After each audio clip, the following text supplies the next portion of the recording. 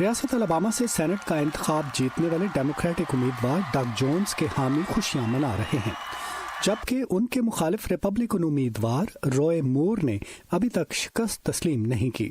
صدر ٹرمپ نے جونز کو مبارکباد دے کر انہیں وائٹ ہاؤس آنے کی دعوت دی ہے، پر اس سے قبل صدر نے کہا، میری خواہش تھی کہ ہم یہ سیٹ جیتتے۔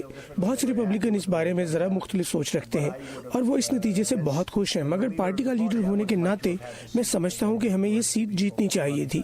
ڈیموکریٹک پارٹی کے رہنما ریاست الاباما میں جیت سے بہت خوش ہیں، جہاں روایتی طور پر ریپبلکن پارٹی کو حمایت حاصل رہی ہے۔ اگر آپ تمام چیزوں کو اکٹھا کریں، پارٹی بیس میں جوش، جوانوں اور دیہی علاقوں میں ڈیموکریٹک پارٹی کے لیے حمایت میں اضافہ، اس کا مطلب ہے ہمارے لیے حالات سازگار ہیں۔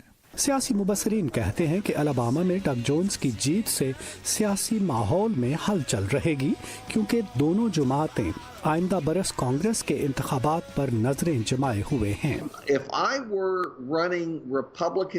اگر میں ریپبلکن پارٹی کی سینٹ، ایوان نمائندگان، گورنر یا ریاستی مقننہ کے انتخابی مہم چلا رہا ہوتا تو یقیناً بہت فکر مند ہوتا، کیونکہ ایسا لگتا ہے کہ ایک ایسی لہر چل پڑی ہے جس پر ڈیموکریٹس کا نام لکھا ہے۔ ڈگ جونز کی جیت کے بعد امریکی سینٹ کی کل 100 نشستوں میں سے 49 ڈیموکریٹک پارٹی کے پاس آ گئی ہیں، جبکہ صدر ٹرمپ کی ریپبلکن پارٹی کو صرف ایک نشست کی اکثریت حاصل رہ گئی ہے۔